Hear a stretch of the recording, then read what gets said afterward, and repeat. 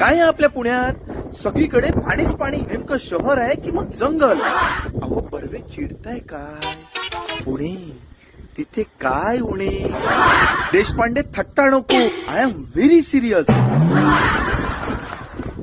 पुण्यात पाणी की मग पाण्यात पुणे, याला आपणच दोषी ना. म्हणजे खडकवासल्यातलं पाणी आम्ही पुणेकरांनी जाऊन सोडलं नाही का? अहो बर्वे, खडकवासला धरणातलं पाणी नाही सोडलं, पण धरण फुटलं तर किती हाहाकार माजेल. यात पुणेकरांचा काय दोष? दोष कुणाचा हे नाही सांगता येणार, पण धरणातील पाणी मध्ये मध्ये सोडत राहणे, नदीपात्रातील अवैध बांधकाम, गाळ किंवा मग भरड न टाकणे, या सुद्धा काही गोष्टी आहेतच ना.